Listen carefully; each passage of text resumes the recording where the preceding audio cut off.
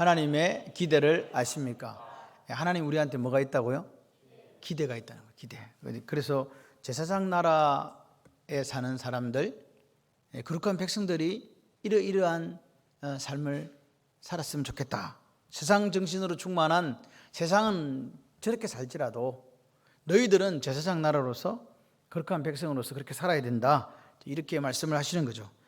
여기서 보시면 23절에 우리가 좀 주목할 게 있는데, 그 22절에 보니까 과부나 고아를 해롭게 하지 말라, 그렇게 하시면서 하시는 말씀이, 해롭게 함으로 그들이 내게 부르짖으면 내가 반드시 그 부르짖음을 들으리라 그랬어요.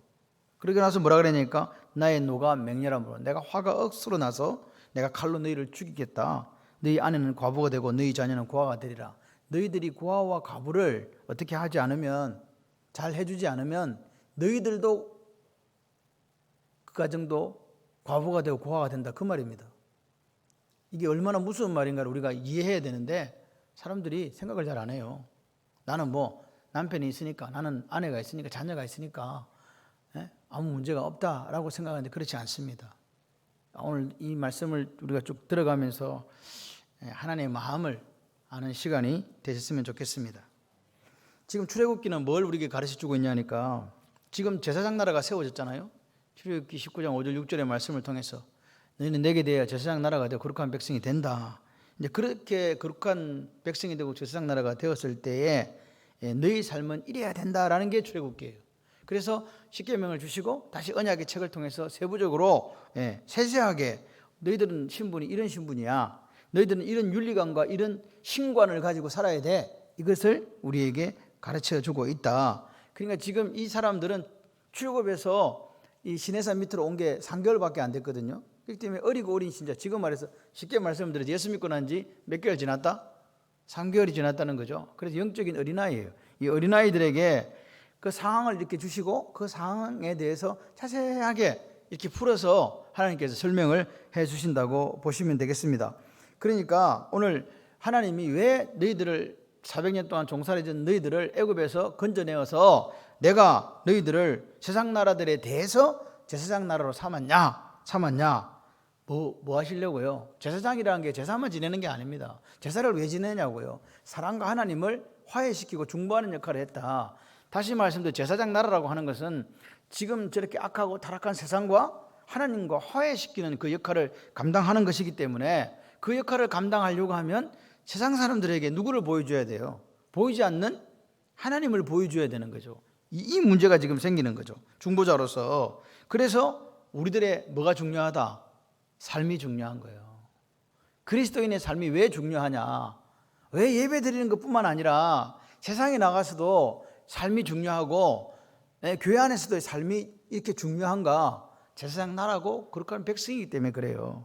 마태복음 5장 16절에 이렇게 이야기합니다. 이같이 너희 빛이 사람들 앞에 비치게 하여 그들로 너희의 착한 행실을 보고 하늘에 계신 너희 아버지께 영광을 돌리게 하라. 오늘 우리의 착한 행실을 말미암아서, 우리의 삶을 말미암아서 누가 영광 받으신다고요? 그게 제사장 나라라고요. 우리의 삶을 통해서 하나님 영광 받으시는 게 그게 제사장 나라고, 그게 거룩한 백성이라는 거죠. 과연 너는 지금 그렇게 살고 있느냐고 오늘 이 아침에 하나님께서 우리 자신에게 지금 물어보고 계십니다. 첫 번째로, 하나님은 제사장 나라 백성 1번은 뭐냐? 하나님 외에 다른 신을 두지 말라고 하는 거예요. 신관 자체가 뭐냐니까, 하나님 외에는, 그러니까 다른 거 필요 없는 거죠. 하나님만을 섬기고 하나님만이 섬김 받으시기를 원하는 나라가 무슨 나라다? 제사장 나라다. 아멘이십니까? 제사장 나라 기반이 뭐냐? 뭐 출생 또는 무슨 권력 또는 무슨 뭐 잘생긴 거 못생긴 거, 이거 아니잖아요. 예수를 구주와 주님으로 영접한 사람은 하나님 나라, 즉 제사장 나라 백성이 되잖아요. 이게 기반이에요. 이게 기초예요. 그런데 그것만으로는 안 된다는 거예요. 우리가 하나님을 믿었어요. 예수 그리스도를 통해서 하나님을 아바 아버지라 불러요. 그것으로 부족하다는 거죠. 그 다음에 뭐가 나가야 된다고요? 하나님을 그렇게 봤으면 내 옆에 주위를 살피라는 말입니다. 이웃을 사랑하고 부모를 공경하고, 그러니까 약속 있는 첫 계명이 부모를 공경하는 거죠. 거기로부터 시작해서 이웃을 사랑하는, 다시 말씀드려서 대인관계에 있어서 이웃을 사랑한다까지 나아가는 게 중요하다 이 말입니다. 그런데 첫 단추는 뭐냐고요? 하나님과의 관계예요. 아멘이세요? 여러분이 자녀가 잘 되기를 원하고 내가 잘 되기를 원하고 교회가 부흥하기를 원하면 첫 단추를 잘 끼워야 되는 거예요. 누구하고? 하나님하고. 여러분 부모가 또는 어떤 나라도 백성들을 다 어떻게 먹여 살리고 못합니다. 하나님께서 그렇게 하실 수밖에 없도록 하나님께서 그분만이 하신다고 믿고 그렇게 우리가 기도 드리는 인생이 되어야 됩니다. 여호와 외에 다른 신에게 제사를 드린 자는 멸할지니라, 죽여라 그 말입니다. 하나님 외에 다른 신을 섬기고 하나님 외에 다른 신과 관계를 맺는 것들은 다 죽이라 이 말입니다. 왜? 하나님 나라, 제사장 나라의 존재 기반은 하나님만을 섬기고 하나님만을 예배하는 것에 있기 때문에 그렇다 이 말입니다. 우리가 오늘 교회가 여기 있습니다. 우리 교회는 어떻게 하자고요? 하나님만을 섬기고 하나님만을 예배하는 교회가 되어야 된다. 할렐루야. 여러분, 다른 신이나 또는 색인 우상에 대해서 뭐라고요? 그런 거 예배 드리고 그런 게 존재해서는 안 된다는 이야기입니다. 왜? 우리의 신앙 고백이 예수가 우리의 구주고 예수가 우리의 주님이고 우리의 주인이라고 고백했기 때문에 그렇게 된 것이고, 그것이 바로 제사장 나라이기 때문에 그렇습니다. 하나님 외에 다른 신들 있어서 안 된다. 다른 우상 숭배해서 된다? 안 된다. 다른 신들에게 예배 드리면 된다? 안 된다? 안 된다. 그러니까 하나님은요, 오늘 기대가 있으신 거예요. 그게 뭐냐? 우리를 통해서, 제사장 나라에 있는 우리를 통해서 이 땅에 하나님을 보여주시기를 원한다는 거죠. 이게 하나님의 목적이에요. 하나님의 기대예요. 오늘 그 기대를 가지고 하나님이 지금 상결밖에 되지 않은 그 당신의 백성들에게 이 세세한 시행세칙을 우리에게 보여주고 있는데, 오늘 우리에게 말씀하시는 이 말씀은 윤리적인, 도덕적인 부분이, 윤리와 도덕에 관련 부분을 지금 하나님께서 말씀하신다. 이미 하나님은 말씀하셨어요. 도둑질은 뭐다? 절대 안 된다. 여러분, 창세기 1장 28절에 생육하고 번성하고 충만하고 정복하고 다스리는 이 5대 축복권, 이건 다른 말로 문화명령이라고 하기도 해요. 문화명령이라는 게 뭐냐? 일하라고. 그러니까 오늘 노동명령이에요. 인간은 일하는 존재로 하나님께서 만드셨어요. 벌이 아닙니다. 일을 하면서 성취감을 느끼고 행복을 느끼고 삶의 의미를 발견하도록 그렇게 하나님이 디자인했다는 거예요. 믿으시면 아멘. 그러니까 일하지 않으면 뭐가 없다? 실제적으로 하나님이 원하시는 행복은 누리지 못해요. 자기가 누리는 것은 있을 수 있어도 하나님이 원하시는 에덴, 기쁨, 행복은 누릴 수가 없다. 그러니까 도둑질하는 이것은 하나님 나라를 만들어가는 인생에 있어서 올바른 사고방식 아니다. 이 도둑질이라는 것이 물질만 도둑질하는 게 아니에요. 남을 해롭게 하고 하나님 외에 다른 걸 섬기고 이런 모든 것까지, 영적인 도둑질까지도 포함된다는 사실을 지난 시간에 말씀을 드렸습니다. 그런데 오늘 하나님은 이제 오늘 여기에서 윤리적으로 도덕적으로 우리에게 뭘 가르쳐 주고 싶냐?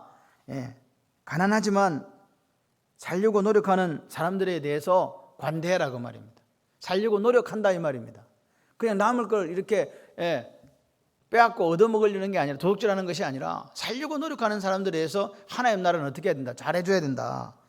그래서 제사장 나라는 어떤 나라냐? 같이 해보실래요? 제사장 나라는 가진 자가 섬기고 나누는 나라입니다. 근데 이렇게 반대로 생각하면 안 돼요. 네가 가졌으니까 내가 섬기라, 이게 아닙니다. 이거는 자발적인 거예요. 할렐루야. 내가 하나님 앞에 최선을 다해서 일을 하고 그리고 살았는데 어려울 수 있잖아요. 그렇게 했을 때 제사장 나라는 서로 돕고 사랑하는 나라다 그 말입니다. 그래서 오늘 하나님이 기대하시는 제사장 나라를 조금 더 우리가 살펴보기를 원합니다. 16, 17절은 성적인 부분에 대해서 이야기하고 19절도 마찬가지입니다. 짐승과 행음하는 자 반대 죽인다는 것도 성적인 부분입니다. 여러분, 타락이라는 게 얼마나 무서운가를 오늘 우리에게 보여주시는 거예요. 하나님은 세상을 만드시고 인간을 만드시고 나서 뭐라고 얘기했습니까? 보시기에 좋았더라. 이걸 우리말로 표현하면 이보다 더 좋을 수는 없다. 토브, 이렇게 얘기한 거란 말이에요. 좋았다는 것은, 그죠? 그런데 그 속에 창세기 2장 16, 17절에 하나님께서 약속, 동산 중앙에 있는 선악을 알게 하는 나무의 열매는 따먹지 말라. 네가 따먹는 반드시 죽으리라. 그 말, 임의로 다른 것들은 다 따먹대. 그 말에 대한 약속, 즉 하나님 말씀에 순종을 하지 않았다. 불순종으로 말미암아 그 언약을 깨트려 버렸어요. 누가 깨트렸어요? 사람이 깨트린 거예요. 하나님이 깨트린 게 아닙니다. 우리 하나님은 하나님의 첼렘, 하나님의 형상, 이미지라고 하는 것은요, 하나님 것이 우리에게 있고 그 속에 특별히 자유의지를 주셨거든요. 그래서 선택하는 거예요. 누가 선택했다고요? 뱀의 말을 듣고 아담과 하와가 선택한 거예요. 따먹어야 되겠다. 눈이 밝아서 하나님처럼 돼야 되겠다. 하나님은 거짓말장이 따먹었다는 거죠. 그 타락, 그 하나님의 약속 어기고 타락했을 때 정령 죽으리라. 죽었다는 것은요, 하나님의 관계가 깨졌다는 거예요. 완전히 깨졌다는 거죠. 그리고 하나님이 보시기에 좋았더라 했던 이것이 이제는 어떻게 됐다고요? 깨져 버렸다니까요. 그래서 이상이 온 거예요. 그게 오늘 우리 속에 죄성으로 왔고 그 죄성 속에 오는 것들이 성적인 부분으로도 나타나더라. 여러분 오늘 우리가 여자 남자에 대해서 또는 성적인 부분에서 가장 키워드는 뭐냐니까 창세기 2장 24절이에요. 하나님이 아담과 하와를 결혼시킬 때 한 주례사가 있잖아요. 이러므로 남자가 부모를 떠나 여자 아내와 합하여 한 몸을 이룰지니라. 남자가 부모를 떠나서 여자, 그래서 이씨가 이샤에게 남자가 여자와 만나가지고 한 몸을 이루는 것이 하나님이 원하시는 결혼이고 하나님이 원하시는 성적인 부분의 완성이에요. 이걸 우리가 처음 밑바닥에 딱 깔고 이야기를 해야 돼요. 이것 왜 딴 걸 이야기하면 안 된다. 이해되시죠? 이씨와 이샤라는 부분, 남자가 부모를 떠나서 여자와 한 몸을 이루는 거지, 남자가 부모를 떠나 남자와 한 몸을 이루고 남자가 부모를 떠나서 여자가 부모를 떠나서 여자와 한 몸을 이루고 이런 것은 없다는 거예요. 성경이 진리라고 믿어지십니까? 그렇다면 그 진리를 따라서 오늘 우리는요 하나님 앞에 고백해야 돼요. 자 보세요. 이 한 몸을 이룬다, 한 몸을 이룬다, 이 말 자체가 이제 남자와 여자를 통해서 아름다운 가정을 이루어가시기 원하는 하나님의 마음이에요. 그런데 딱 타락하고 나니까, 죄짓고 나니까 첫 번째 온 게 뭐냐니까 그들이 맨날 벗고 다녔거든요. 그래도 부끄러운 줄을 몰랐어요. 그런 2장 25절, 창세기 2장 25절에 이야기합니다. 그런데 3장 7절로 딱 가니까 벗은 줄 알고 부끄러워가지고 무화과 나무 잎을 엮어서 치마로 만들어 입었다. 지부를 가렸다. 이게 지부가 되어버린 거예요. 원래는 그게 하나님의 영광을 덧입고 살아갈 때는 그게 아무렇지도 않고 그게 아름다운 성이었고 오픈되어 있었다 이 말입니다. 그런데 죄를 짓고 나니까 뭐가요? 그게 지부가 되고 수치스러운 것이 되어버린 거예요. 왜 옷을 안 입고 있냐고, 왜 벗었냐고. 그리고 그것이 자꾸만 밀실로 은밀한 것으로 갔다는 거죠. 원래는 그렇지 않았다는 거예요. 에덴 동산에서 다 오픈되어 있었다는 거죠. 맞습니까? 그렇습니다. 그래서 이것들이 계속 내려가니까 이제 가인의 후손 중에 하나 라멕은 뭐라고 이야기합니까? 한 남자가 한 여자와 한 몸을 1대1의 관계에서 라멕은 아내가 벌써 2명이 나오는 거죠. 그래서 라멕의 노래가 나오잖아요. 내가 사소한 일로 소년을 죽였다는 거예요. 그런 노래들이 나오는 세상으로 변질돼 가고 있다. 더더군다나 창세기 6장에 가니까 하나님의 아들들이 사람의 딸들의 아름다움을 보고 자기가 좋아하는 모든 여자를 아내로 삼았다는 거죠. 모든 여자를 아내 삼았다는 말은 몇 명이라는 이야기입니까? 1명이 될 수도 있고 2명이 될 수도 있고 3명이 될 수도 있고 4명이 될 수도 있고 지가 좋아하는 건 다. 그러니까 이게 지금 그런 성적으로 타락한 세상을 보면서 창세기 2장 24절에 하나님이 이씨가 부모를 떠나서 이샤와 합하여 한 몸을 이루라고 한 이것이 깨져버린 거예요. 그게 타락의 결과라 이 말입니다. 그러니까 하나님이 그 성적인 타락을 보고 하나님이 인간을 지으신 것을 한탄하셨다 이렇게 말씀하시는 거예요. 왜? 내가 만드는 나라는 이 나라가 아닌데 죄성으로 말미암아 인간이 만들어가는 세상 정신에 충만한 나라는 그렇더라는 거예요. 여러분 창세기 19장 5절 소돔과 고모라의 멸망 사건에서 우리가 볼 수 있는 게 뭐냐, 그 창세기 19장에 벌써 천사들을 끌어내라고, 그래가 내가 그들과 상관하리라고 남녀노소 할 것, 남녀는 아니네, 나이가 적은 거나 많은 거나 할 것 없이 다 와가지고 롯의 집 앞에 몰려갖고 그렇게 난리 법석을 떨었던 사건을 기억하십니까? 상관하리라는 것은 성관계를 한다는 거예요. 동성애거든요. 벌써 동성애 거기서 나오고 있는 거죠. 사도 바울이 로마서 1장 24, 27절에 뭐라고 얘기합니까? 인간의 죄성 때문에 온 게 뭐냐? 순리로 쓸 것을 영리로 썼다. 그게 동성애입니다. 여러분 동성애에 대해서 왜 교회에서 반대합니까? 왜 반대합니까? 여기 창세기 2장 24절에 하나님의 주례사에 어긋난다는 거예요. 하나님 말씀에 이거 하지 말라고 했다는 거예요. 우리가 말씀을 진리라고 믿는다면 이건 불변하는 겁니다. 주님 다시 오시는 날까지. 할렐루야. 여러분 창녀란 말이요 요즘 생긴 말이 아닙니다. 이미 38장 유다와 다말 사건에서 창녀란 말, 자나라는 이 말이 등장하고 있다는 것은 인간이 창세기에서부터 얼마나 타락했는가를 우리에게 보여주고 있는 거죠. 하나님을 떠난 백성, 하나님과 관계 끊어진 백성의 그 모습이 이렇다 이 말입니다. 그렇게 타락한 이 세상 속에 내가 너희들을 출애굽시켜서 세상 나라 만들었지, 만드는 나라는 이런 나라가 돼서는 안 된다는 거예요. 동성애가 있고 짐승과 행음하고 그리고 아내를 네 마음대로 막 수십 명씩 거느리고 살고 이런 거 된다 안 된다? 안 된다 그 말입니다. 여기 16절은요 이 혼전 성관계에 대해서 말씀하는 거잖아요. 결혼 안 했는데 여자를 깨워가지고 하룻밤 자버렸네?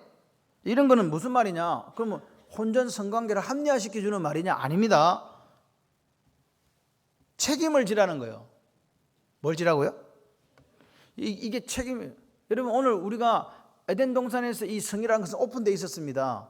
엄밀하게 그렇게 막 할 수 있는 것들이 할 필요도 없는 것들이었다는 거죠. 그런데 이 타락 때문에 이제는 이 성적인 정욕을 제어하기 어려운 시대를 우리가 살아가고 있다 이 말입니다. 이거 너무 어렵다는 거죠. 그렇기 때문에 오늘 이 사건, 결혼 전에의 성관계를 어떻게 할 거냐.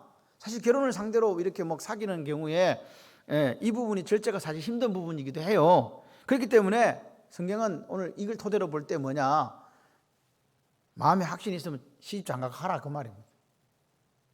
하나님께서 부모를 떠나야 한 남자가 부모를 떠나 여자 한 몸을 이루는 거니까 마음에 들면 시집장가 가서 알콩달콩 행복하게 살아라, 책임지면서. 할렐루야. 그 말씀하고 있는 거죠. 그리고 이 17절은요, 그런데 부모가 거절을 해. 이렇게 했는데 결혼하기 전에도 이게 혼전에 이런 성관계가 있었는데 부모가 반대하고 나섰네. 그럼 어떻게 하느냐? 납폐금, 모하르, 결혼 지참금입니다 이게. 여러분, 근데 지금은 결혼 지참금 있어요 없어요? 옛날에는 결혼 지참금이 없어서 장가 못 가는 총각들이 너무 많았어요. 이게 너무 크니까. 그래서 가난하면 장가도 못 가. 평생 그래서 장가 못 가고 사는 사람도 있었다는 말을 우리는 역사를 통해서 알고 있습니다.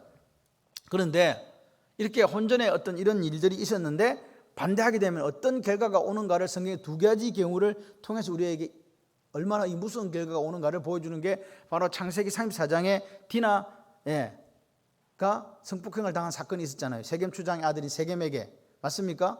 세겜 추장 이름도 세겜이고 족속 이름도 세겜이요. 근데 그래 놓고 보니까 디나가 너무 좋은 거야. 그 당시에 고도 근대의 윤리는요, 힘 있는 사람이 아무나 보면 아름다우면 데리고 들어가서 막 그렇게 해도 그게 윤리적으로 전혀 문제가 안 되는 그런 시대였어요. 그래서 세겜족에게는 문제가 안 되는데 누구한테 문제가 되냐니까 하나님을 섬기는 야곱의 가정에 문제가 생긴 거예요. 오빠들이 난리가 난 거예요. 저희 어떻게 할까 막 지금 막 분노가 막 이까지 끌어올라가 있는데 그쪽에서는 이제 결혼하고 싶은 거예요. 결혼시켜 달라고. 우리가 지참금도 많이 주고, 그리고 이 땅도 넓으니까 들어와서 우리 같이 살고, 그리고 다 우리께 다 넣게 되니까 사돈 좋고 매부 좋고 누이 좋고 하니까 그냥 삽시다. 그렇게 하몰이라는 세겜의 아버지가 와서 막 그렇게 손이 닿도록 발이 닿도록 빌었네. 그러니까 이제 이 오빠들이 가만히 생각해 보니까 저것들을 절대로 결혼을 시킬 수 없고 거짓 깨를 낸 거예요. 뭐요? 우리가 할례를 행하는 민족이니까 너희도 할례를 행해라. 그럼 우리가 같은 민족 된다 해놓고 할례 행가지고 고통 중에 있을 때 들어가가지고 다 죽여버렸잖아요. 그리고 다 빼앗아 왔잖아요.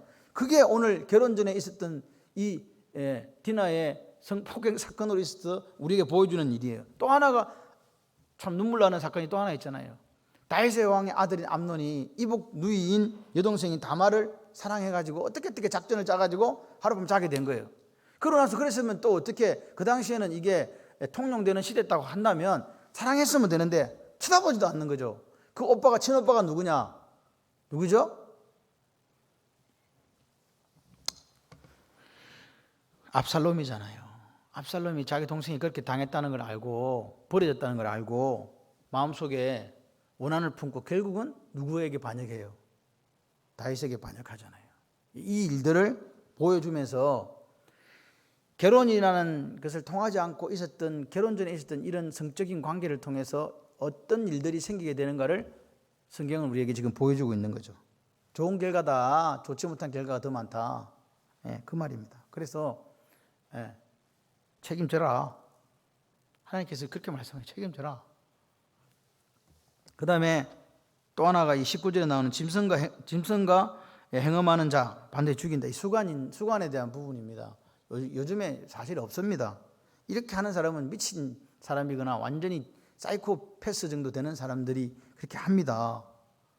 근데 이게 왜 생기냐고 우리가 보자고. 이런 일들이 왜 오늘 이게 성경에 기록되어 있을까? 하나님과의 관계가 깨어지면 이런 일들이 생긴다는 거예요. 죄의 결과로 오는, 타락의 결과로 오는 일들이라는 거예요.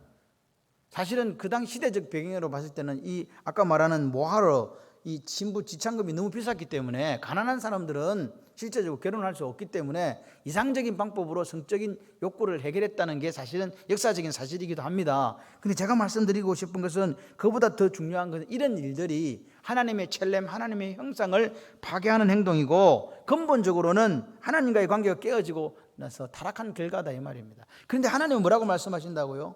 제사장 나라는 그런 게 아니라는 거예요. 이해가 되시면 아멘. 그래서 여러분, 하나님께서 남자와 여자를 만들어 놓고 야 좋지. 그러니까 아담이 이야기했잖아요. 하나님 고마워요. 정말 뼈 중에 뼈고 살 중에 살이에요. 이렇게 고백했잖아요. 요 말을 보면서 하나님도 좋아하셨어요. 아이고 참 좋아하는구나 이렇게 하셨잖아요. 이게 무슨 말이냐? 남자와 여자가 합하여 한 몸을 이룬다는 이 말은 하나님 보시기에 심히 좋았다는 그 말 속에는 정상적인 부부 생활까지도 포함된다고 보는 것이 올바른 견해다. 아멘이십니까? 예. 그러니까 오늘 하나님께서 말씀하시는 거예요. 네가 성적 욕망의 노예가 되어서 하나님께서 만드신 하나님의 형상을 깨트리는, 즉 인간으로서의 넘지 말아야 될 선을 넘으면 그것 자체가 심판이다 라고 말씀을 하시는 거죠. 그리고 오늘 이야기합니다. 하나님은요 꼭 이것만 지칭한 게 아닙니다. 이렇게 혼전 성관계라든지 또는 짐승과 행음한다든지 동성애라든지 이것만 하는 게 아니에요. 정상적이지 않은 모든 행위를 하나님은 말씀하시는 거라고요. 그러니까 왜 그럴까? 하나님의 형상, 하나님의 이미지를 훼손하는 일이기 때문에, 그걸 훼손하게 되면 우리 속에 있는 하나님의 형상이 깨져버리기 때문에 그렇게 말씀하신다. 그래서 청년이 얘기 보니까 몇 살 없구나, 3명 있네. 청년들은 이 부분에 대해서 분명한 원리를 정해야 된다. 예. 첫째, 요즘에는요 이 순결이라는 것에 대해서 그게 무슨 진부한 이야기냐 하고 그렇게 이야기하는 청년들이 있습니다. 세상 사람들도 그렇게 이야기합니다. 그러나 하나님은 그렇지 않습니다. 하나님의 말씀은 그렇지 않다고. 진정한 축복이 되기 위해서는 순결해야 된다라고 말씀하세요. 그리고 아까도 얘기했듯이 청년의 육체적인 정욕을 이길 수 없다면 뭐 하라고요? 결혼하라고. 그 이야기입니다. 결혼하십시오. 이 이야기입니다. 그 다음에 무당에 관한 이야기입니다. 18절에 보시면 무당이라고요. 무당. 살려두지 말라는 말이나 죽이라는 말이나 같은 말이잖아요. 여러분 한번 물어보세요. 무당이 언제부터 도대체 있었을까요? 무당. 그러면 무당은 언제부터 있었을까요? 성경에는 왜 그렇게 무당이 많이 등장하고 존재할까요? 바벨론에는 바벨론대로 무당들이 있었어요. 개들 무당. 애굽에는 애굽대로 무당이 있었어. 가나안에는요 더 치명적인 무당들이 있었어요. 우리나라는요 억수로 많은 무당들이 있어요. 지금도 성업 중이에요. 심지어는 성경에는 사울이 별짓을 다 하는데 엔돌에 가서 신접한 여자에게 사무엘을 끌어올리라고 이야기하는 거죠. 사무엘이 올라왔대요. 사무엘일까요? 귀신일까요? 사무엘이 아닙니다. 그 말도 안 되는 그런 귀신을 부른 거죠. 그러니까 이 말은 우리가 죄를 짓고 타락한 세상에는 어디든지 무당이 있다 없다? 있다. 왜 있냐? 그 무당을 통해서 귀용화복을 점치고 싶은, 알고 싶어하는 연약성이 있다는 거예요. 연약성. 인간의 연약함. 그죠? 인간의 연약성. 그래서 지금 어느 시대를 막론하고 무당들이 잘 되는 거예요. 지금 TV 틀어보세요. 무슨 별걸 다 해 이제는. 이제는 우리나라 무당도 부족하니까 외국 무당까지 불러와가지고 타로전까지 나오는 그런 TV가 지금 우리나라 TV잖아요. 왜 그럴까? 그거는 우리 속에 근원적인 불안감이 있다는 거예요. 왜 불안감이 생겼어요? 누구를 떠나서? 하나님을 떠난 백성 속에 불안감이 있을 수밖에 없다는 거죠. 왜 인간은 이 샬롬, 이 평안이라고 하는 것은요 하나님 안에 있을 때만 누리는 거예요. 그렇게 하나님께서 디자인하셨다니까요. 그래서 하나님 안에 있지 않으면 불안해요. 그래서 하나님은 엔크리스도 예수 안에 있을 때 안식을 얻고 불안의 문제, 염려의 문제, 두려움의 문제를 해결할 수 있습니다. 그런데 그게 없는 사람들이 그러면 어떻게 하냐고요. 내가 해결할 수 없는 문제만 생기면 그게 신인가 보다. 그래서 큰 바위 밑에 가고 나무 밑에 가고 그렇게 하는 거예요. 이상하다 그러면 태양도 신으로 섬기고 이상하다 그럼 달도 신으로 섬기고. 왜? 우리 힘으로 안 되니까. 그런 어리석음을 가지고 있다고요. 내가 알지 못하는 초월적인 힘에 의지해서 뭔가를 이뤄보고 싶은 연약함이 있다는 거예요. 하나님을 떠난 존재들에게. 그런데 하나님은 우리를 뭘로 만들었냐? 같이 해보실래요? 자유의지. 자유의지라는 것은요 어떤 문제가 생기면 그 네가 고민하고 네가 해결해야지. 하나님 그렇게 말씀하시는 거예요. 그런데 연약함이 있다 보니까, 불안하다 보니까 어떤 불특정한 초월적인 존재에 가갖고 내 인생의 문제를 맡기고 싶은 그런 어리석고 연약한 문제가 있다는 거예요. 그래서 지금도 현재 달나라로 가고 화성으로 가고 뭐 물이 몇 개 있니 뭐 인류가 뭐 30 몇 개 있니 뭐 어쩌고 저쩌고 막 이런 자기들끼리 막 과학이 발달했다고 그렇게 이야기하면서도 무당 종교는 여전히 성업 중에 있다는 거예요. 이게 어디 있냐? 하나님만 있지 않으면 그 불안감은요 영원히 깨뜨리지 못한단 말입니다. 무당들이요, 당신 무당 되려면 첫 번째 단계가 뭔지 아세요? 신내림을 받아야 된다 그러잖아요. 그리고 뭔가 이렇게 할 때 접신을 해야 돼.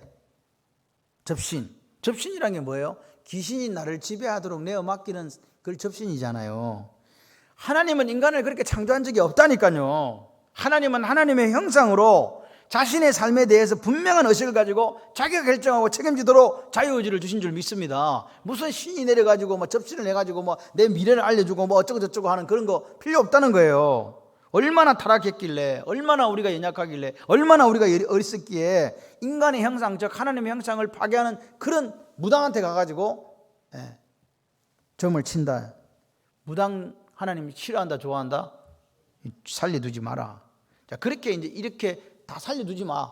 그런데 오늘 밑에 이제 하나님께서 제사장 나라 백성이라면 반드시 이거 해야 된다라는 부분이 이제 밑에 나오는 거죠. 그게 21절부터 24절이에요. 과부, 고아, 나그네에 대한 이야기입니다. 제사장 나라 백성이다 네가 하나님과 세상을 중보시키는 그 역할을 한다 하면 반드시 해야 될 게 있는데 그게 뭐냐? 고아와 과부와 나그네에 대한 긍휼이다. 긍휼. 라함이라고 표현하기도 하고 헤세드라고도 표현하기도 해요. 그러니까 이렇게 이야기한 거야. 가난한 사람이 가난해진 게 뭐 지 잘못이지 게으름 때문이지 그렇게 하면서 그냥 내버려 두지 말라고 하나님께서 말씀하시는 거예요. 우리가 이렇게 얘기하잖아요. 사필기정이지 뭐 이렇게 얘기하는데 그렇게 생각하지 말라는 거예요. 왜? 너희들도 옛날에 뭐라고요? 너희들도 옛날에 나그네 했다는 거예요. 여기 게르라고 하는 것은 그래서 모세가 자기 아들을 이름 지을 때 이방인에서 내가 나그네 되었어요. 그래서 큰 아들 이름이 게르솜이에요. 내가 이런 삶을 살았어요. 내가 왕궁에 살다가 도망자가 되어서 이 미디안 땅에 와서 처가살이 하면서 서럽고 힘들고 어려워 애를 낳았는데 애 이름이 게르솜이에요. 그러니까 오늘 너희가 나그네 되었던 때를 기억하면서 생각하면서 고아와 과부와 나그네에게 긍휼과 자비를 헤세드를 베푸는 삶을 사는 것이 제사장 나라다. 할렐루야. 여러분 오늘 구원받았어요. 우리가 구원받은 사람은 하나님 만났어요. 그런 사람에게 가장 어울리는 일은 가난한 사람에게 뭘 베푼다? 하나님의 헤세드, 하나님의 사랑, 하나님의 자비를 베푸는 일이라고 이야기하세요. 이게 뭐냐? 주님 이렇게 말씀하세요. 마가복음 9장 37절에 누구든지 내 이름으로 이런 어린아이, 옛날 성경의 소자 하나를 영접하는 것이 곧 나를 영접합니다.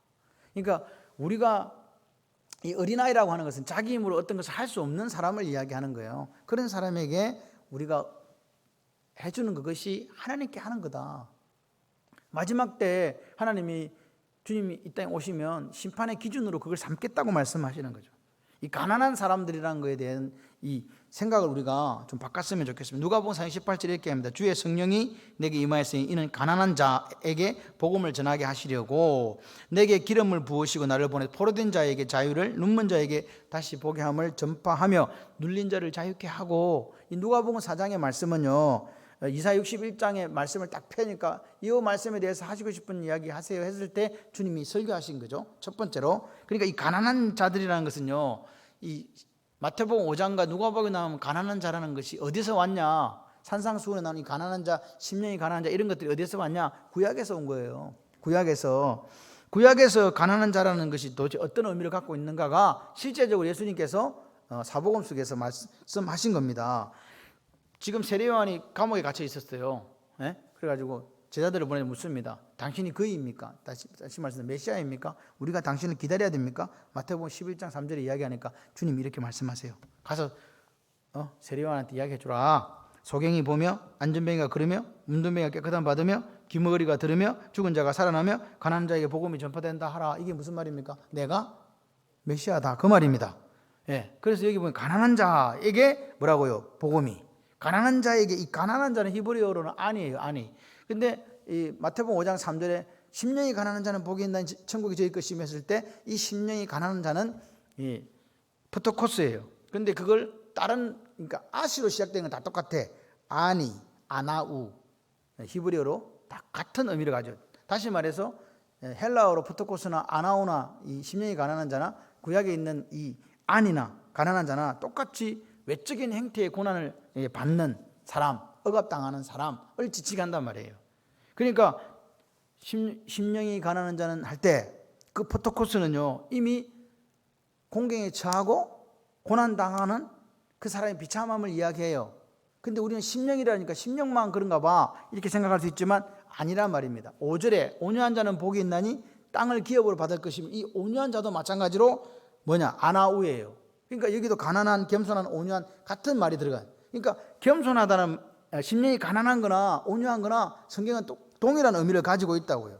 그래서 이 가난한 자가 무슨 말이냐, 가난한 자는요 사회적으로 억압받는 사람, 시편과 선지서에 구약에 나와요. 시편과 선지서에 계속 나오는데 불의한 세력에 고통받고 있는 사람, 그러니까 오늘 자기만 살아보려고 다른 사람을 막 가혹하게 하니까 그 대우를 받고 있는 불쌍한 사람들, 이런 사람들을 의미해요. 그런데 이 사람들은, 이 가난한 사람들의 특징이 뭐냐, 그런 와중에도 하나님 신뢰하고 할렐루야 하나님 나라로부터 오는 구원을 소망하고 소원하는 사람들이다 이 말입니다. 그 사람들은 악을 악으로 불의를 불의로 갚지 않으려는 사람들이에요. 세상 사람들은 그 하나님은 제사장 나라로서의 그 기능을 모르는 사람들은 세속적인 그 마음, 불경건한 마음으로 그렇게 살지만 이 사람들은 하나님 백성으로 하나님의 소망을, 구원을 기다리며 살아가는 사람이다 이 말입니다. 주님의 미래의 구원 약속, 왕적 구속, 구현될 것이다. 그래서 히브리서 11장은 이런 사람들을 믿음의 사람들이라고 이야기하는 거잖아요. 믿음의 경주를 했다. 소망을 잃지 않고 나온 바 본향이 있었지만 그 본향을 고향으로 돌아가지 않았다. 더 나은 하늘의 본향이 있다. 그렇게 했던 사람들이 고아와 나그네로서의 삶을 기꺼이 살았다. 그게 성경의 이야기입니다. 그러니까 성경이 말하는 가난한 사람들은 심령이 가난하건 물질이 가난하건 상관없이 같이 해보실래요? 하나님밖에 의지할 것이 없는 사람. 결국 성경은 구약이나 신약이나 심령이 가난하나 누가복음에 가난한 자나 다 똑같이 뭐냐니까 하나님밖에 의지할 것이 없는 사람들을 가난한 사람이라고 한 거예요. 심령이 가난한 사람도 마찬가지예요. 복이 있다 하실 때 똑같아요. 그래서 제사장 나라 백성에게 어울리는 일은요, 고아와 과부와 이방인들에게 뭘 베풀어야 돼요? 이렇게 심령이 가난한 사람들이니까 사랑을 베풀어 달라 이 말입니다. 왜? 이 사람들은 하나님밖에 더 의지할 데가 없는 사람들이지 않냐. 하나님 마음을 아시겠죠? 하나님밖에 의지할 게 없는 사람들에게 너희들이 하나님의 형상을 갖고 있으니까 그들에게 사랑을 베풀어 주라.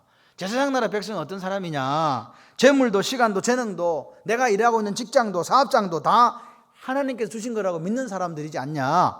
아멘이시죠? 그 믿음 갖고 이웃 사랑으로 하나님 사랑하는 그 관계 속에서 이웃을 사랑하는 그 사랑의 꽃을 한번 피워봐라. 그럴 때 너희들이 사는 곳이 제사장 나라 된다.